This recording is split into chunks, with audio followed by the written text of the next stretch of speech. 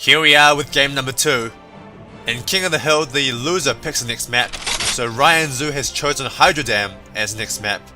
We have Ryan Zhu on the right hand side and sPedo on the left hand side.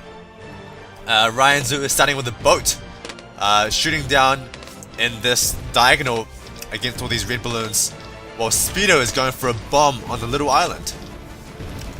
Now Hydro Dam is a very small map, a lot of opportunities for rushing, and it's very hard to get to the late game.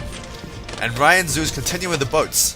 He's got 3 boats up, all along this diagonal, just shooting down this diagonal. Meanwhile, sPedo still only has a bomb tower. And Ryan Zhu going for another ice stall strategy. So he's going to put the ice tower down at the very beginning of the track, down the bottom here. And he is going to try this ice stall on Hydro Dam.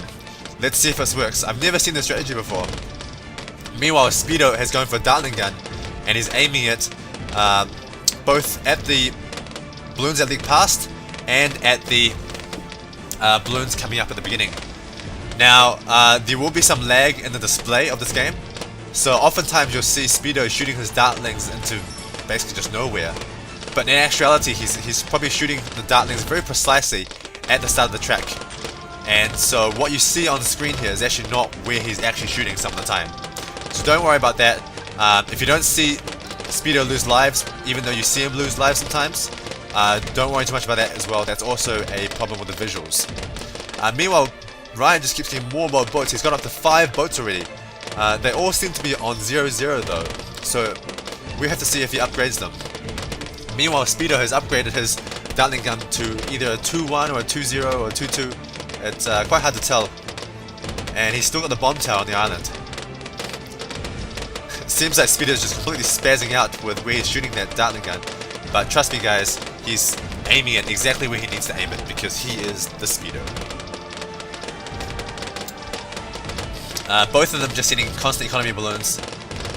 Ryan Zhu down to only 135 lives. He's lost more lives than sPedo so far. sPedo's only lost 2 lives.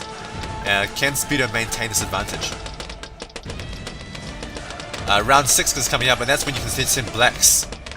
Blacks are usually quite troublesome for sPedo because he has a bomb tower which can't do anything versus blacks. But he did just upgrade it to a 2-1. So a 2-1 Dartling gun is actually quite strong and probably can handle blacks quite well.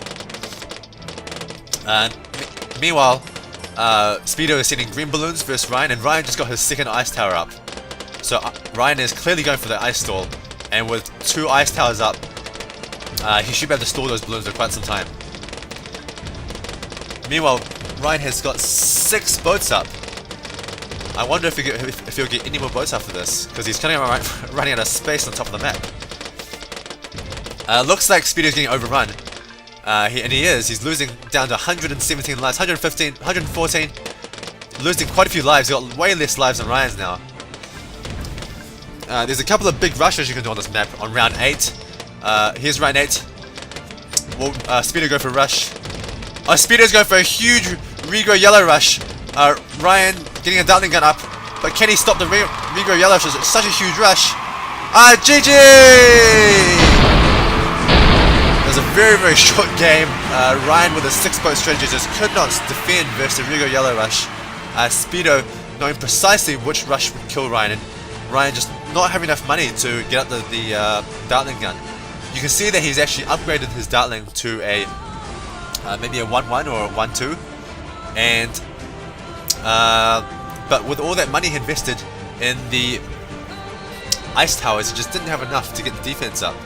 And so a very short and sweet game for game 2, but there's just sPedo showing his expertise, and he just knows how to play this map. He knows that a regrow yellow rush on Hydro Dam is just very effective, especially against the inadequate defense that Ryan had. Alright guys, let's go into game 3.